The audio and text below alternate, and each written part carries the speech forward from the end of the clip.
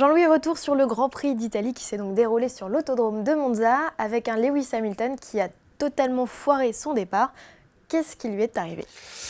Eh bien, je vois sur les blogs que Hamilton a offert la victoire à Rosberg, mais j'oserais dire que Rosberg, à Hockenheim, avait offert la victoire à Hamilton. C'est en réalité pas du tout de sa faute à Lewis, comme ce n'était pas la faute de Nico Rosberg, c'est l'embrayage. Vous savez, ce nouvel embrayage, cette nouvelle réglementation avec laquelle eh bien, Mercedes a eu du mal à s'habituer, eh bien là ça a été la même chose. Il pensait Lewis que c'est lui qui avait fait la faute et les données ont montré que c'était l'embrayage lui-même et pas Lewis.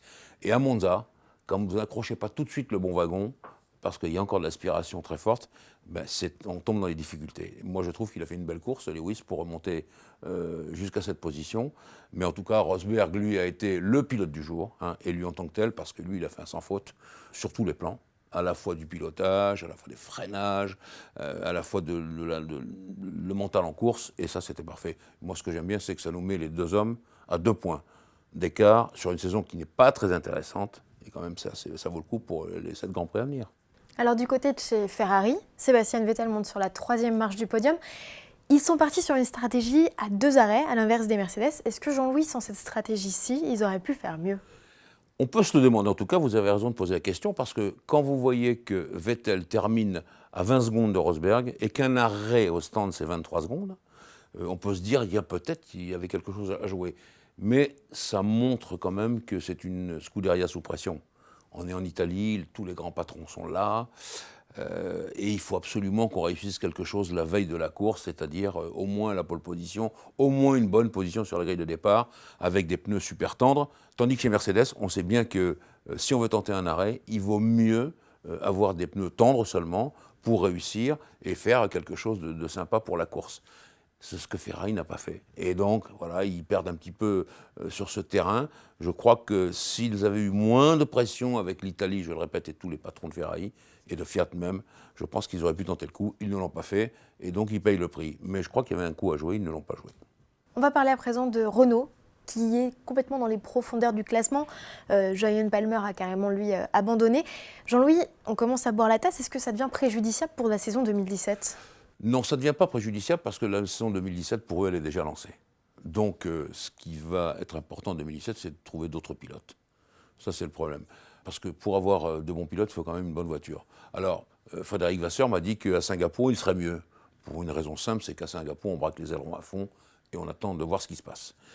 Mais je crois que le vrai souci de Renault, pour l'instant, c'est le recrutement. Vous savez, Cyril Abitboul, le directeur général, il vous dit clairement, quand on a racheté l'équipe Lotus, qu'on a eu signé, on a aussitôt recruté des gens, ils arrivent à peine, parce qu'il y a les contrats de non-concurrence. Ils visent des pointures, des grosses pointures en aéro, en intégration moteur, ils vont arriver en 2019, pas avant.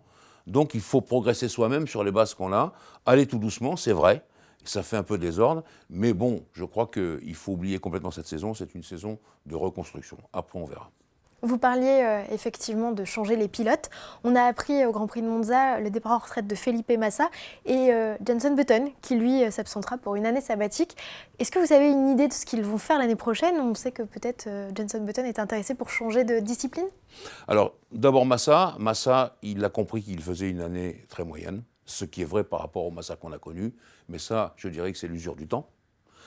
Et qu'il valait mieux faire cette annonce, comme m'a dit Nicolas Todd, son manager, faire cette annonce en Italie, le fief de Ferrari, toutes les victoires qu'il a eues, Massa, il y en a eu 11, c'est chez Ferrari, devant tout le monde, devant les médias, plutôt que de partir par la petite porte au dernier Grand Prix de la saison, même si c'est à Abu Dhabi.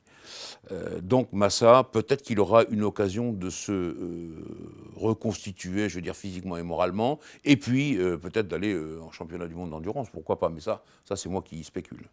Button, lui, il voulait aller chez Williams. On sait que chez Williams, ce n'est pas possible. Ron Dennis ne voulait pas le lâcher non plus, mais l'année sabbatique, je n'y crois absolument pas. Quand on sera en 2017, il comptera parmi les vieux. Jenson, même s'il est encore très jeune, il a, vous avez vu, près de 300 Grands Prix dans les pattes.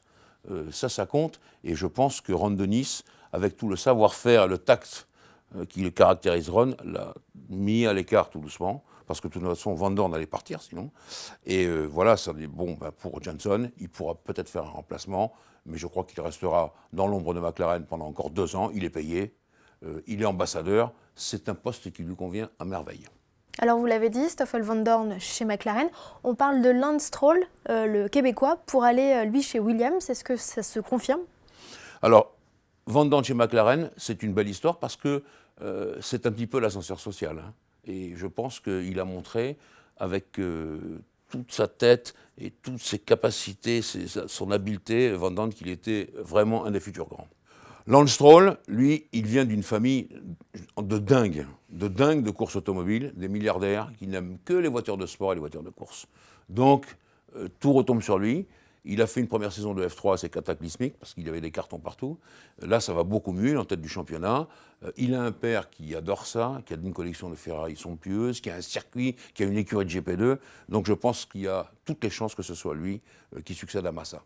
Petit clin d'œil pour finir, Jean-Louis, à cette étrange ligne dans le tableau de la course. On a vu que Fernando Alonso avait signé le meilleur tour en course à Monza. Étonnant.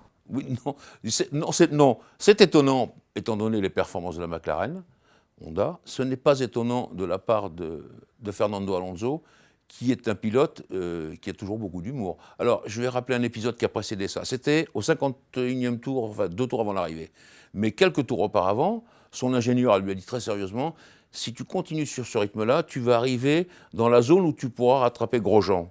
Réponse d'Alonso, exactement comme ça. C'est tout, puis voilà, il a coupé sa radio. Donc, voilà, il est capable de tout, Fernando. C'est pour ça que lui, à l'inverse de Button, je pense qu'il est encore tout frais, tout jeune pour faire de grandes choses.